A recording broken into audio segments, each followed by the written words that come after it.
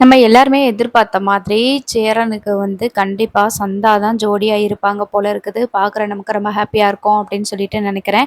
யாருக்கெல்லாம் ரொம்ப ஹாப்பியா இருக்கோ மறக்காம நம்ம வீடியோக்கு ஒரு லைக் பண்ணிக்கோங்க. இப்ப சந்தாவ வந்துட்டு அவங்க ஊர்ல இருந்து பொண்ணு கேட்டு வந்திருக்கிறாங்க. மாமா பையனுக்கு தான் முடிக்கணும் அப்படின்னு சொல்லிட்டு, பொண்ணு கல்யாணம் பண்ணணும். அதனால சந்தாவ கூட்டிட்டு போணும் அப்படின்னு சொல்லிட்டு வர்றாங்க அப்படின்னு சொல்லி, இப்ப அனீஸ் என்ன பண்றான் அப்படின்னா, சந்தாவ வந்து இங்க வீட்ல வந்து விட்டுட்டு போயிடுறாங்க. சேரன் என்ன சொல்றாங்கன்னா, "நீ வந்து வீட்ல போய் விட்டுரு. அதான் நிலா இருக்குல்லப்பா, நிலா பார்த்துக்குருவாங்க. நாங்கலாம் இருக்கிறோம். பாதுகாப்பா பார்த்துக்குருவோம்." அப்படின்னு சொல்லி சொல்றாங்க. "நீயாவது வேற எங்கேயாவது போய் தங்கிக்கோ. அவங்க வந்து தேடி பார்த்துட்டு உன்னைய காணோம் அப்படின்னா, திருப்பி அவங்க ஊருக்கு போயிருவாங்க. அதனால நீங்க கொஞ்ச நாளைக்கு தப்பிச்சரலாம். அதனால தான் சொல்றேன் பேசாம சந்தாவ கொண்டு வந்து எங்க வீட்ல விட்டுரு." அப்படின்னு சொல்லிட்டு சொல்றாங்க. சரி அதுவும் சரிதான் அப்படின்னு சொல்லிட்டு, இப்ப என்ன பண்றாங்க அப்படின்னா, சந்தாவ கூட்டிட்டு வந்து வீட்ல விட்டுறாப்ல.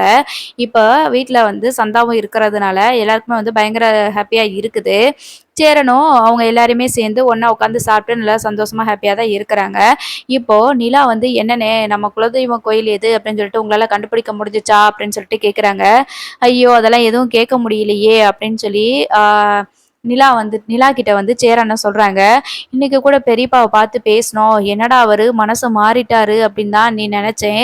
அண்ணன் ரோட்ல வச்சு பேசினாங்க. நீங்க என்னைய தேடி வந்ததுல ரொம்ப சந்தோஷம்." அப்படின்னு சொல்லிட்டு அண்ணன் சொன்னா. ஆனா அவர் என்ன சொல்லிட்டாருன்னா, மூஞ்சி கூட குடுத்து பேசாம போயிட்டாரு. "குலதெய்வம் கோயில் எங்க இருக்குப்பா? நாங்க போகணும்." அப்படின்னு சொல்லிட்டு கேட்டாங்க. அதுக்கு "குலதெய்வ கோயில்லாம் காட்டி குடுக்க முடியாதுடா. மறுபடியும் எங்க கூட ஒட்டி உறவாடலாம்னு நினைக்கிறீங்களா?" அப்படின்னு சொல்லிட்டு திட்டி விட்டுட்டு போயிட்டாரு. அப்பதான் நான் நினைச்சேன், சரி இவங்க திருந்துறதுக்கு வாய்ப்பே இல்ல அப்படின்னு அப்பதான் நினைச்சுக்கிட்டேன் அப்படின்ற மாரி சொல்றாங்க. அப்ப நிலா இருந்துட்டு, "ஏனே பேசாம கார்த்திகாட்ட ஃபோன் போட்டு குலதெய்வம் கோயில் எங்க இருக்குன்னு கேட்டா சொல்லிருவாங்கல்ல. ஏன்னா, அவங்க தானே குலதெய்வ கோயிலுக்குலாம் போனாங்க." அப்படின்னு சொல்லிட்டு சொல்றாங்க. அதுவும் நல்ல ஐடியா தான். பேசாம கார்த்திகாட்டயே கால் பண்ணி கேட்டலாமே அப்படின்னு சொல்லிட்டு சோழன் வந்து சொல்றாங்க. நிலா இருந்து கார்த்திகாவுக்கு கால் பண்றாங்க. அப்போ நாங்க வந்து கோயிலுக்கு போகலான்னு இருக்கோம். குலதெய்வ கோயிலுக்கு போகலான்னு இருக்கோம். உங்களுக்கு அந்த கோயில் எங்க இருக்குன்னு தெரியுமா கார்த்திகா? அப்படின்னு சொல்லிட்டு கேட்குறாங்க. அ எனக்கு தெரியும். ஐயனார் தான் எங்களோட குலதெய்வம் அப்படின்ற மாதிரி அவங்க வந்து விஷயத்த வந்து சொல்றாங்க. அது எங்க இருக்கு அப்படின்னு சொல்லி கேட்கும்போது, சொந்த ஊர்ல தான் இருக்கு அப்படின்னு சொல்லிட்டு அட்ரஸ் எல்லாத்தையும் சொல்லிர்றாங்க. அதுக்கப்புறமா சரி ரொம்ப நன்றி கார்த்திகா அப்படின்னு சொல்லி சொல்றாங்க. நீங்க இதுவரைக்கும் அங்க போனதே கிடையாதா? சரி அப்படி போங்க. அப்பதான் வந்து மாமாவுக்கு கல்யாணம் ஆகும். நல்லது நடக்கும் அப்படின்னா தாராளமா நீங்க போங்க அப்படின்னு சொல்லிட்டு அத வந்து சொல்லிருவாங்க. ஆனா பெரியப்பாக்கு மாமா கிட்டயோ, அப்பா கிட்டயோ வந்து நான் தான் சொன்னேன் அப்படிங்கிற விஷயத்த மட்டும் சொல்லிறாதீங்க அப்படின்னு சொல்லி சொல்லுவாங்க. கண்டிப்பா நான் சொல்ல மாட்டேன். ரொம்ப நன்றி அப்படின்னு சொல்லிட்டு கார்த்திகா கிட்ட நிலா சொல்லிருவாங்க. அதுக்கப்புறமா அண்ணே கோயில் எங்க இருக்குன்னு எனக்கு தெரிஞ்சிருச்சு. கார்த்திகா இப்ப கல்யாணம் முடிஞ்சதுக்கப்புறம் கூட அங்க கோயிலுக்கு போயிட்டு தான் வந்தாங்களாம். என்கிட்ட சொன்னாங்க அப்படின்னு சொல்லிட்டு சொல்லிர்றாங்க. அதான் பெரிய போர்டே வச்சிருக்கார்ல. லாரியில தான் ஐயனார் துணைன்னு எழுதி போட்டிருக்கிறார்ல. அப்ப குலதெய்வம் வந்து ஐயனார் தான்றது தெரியலையா? உங்க அப்பாவுக்கு இது கூடயா தெரியாம லாரிய ஓட்டிட்டு இருந்தாரு? அப்படிங்கிற மாரி நிலா சொல்றாங்க. அந்த ஆளுக்கு எதுவுமே தெரியாதுங்க. சரி இருக்கட்டும். நம்ம இனிமே அங்க போறதுக்கு பிளான் பண்ணலாம் அப்படின்னு சொல்லிட்டு இருக்கிறாங்க. சந்தா வேற இருக்கிறாங்களே, இனி எத்தன நாளைக்கு இங்க இருக்க போறாங்கன்னு தெரியல. வேணா பேசாம அவங்களையும் கூட கூட்டிட்டு போயிரலாமே அப்படின்னு சொல்லிட்டு நினைக்கிறாங்க.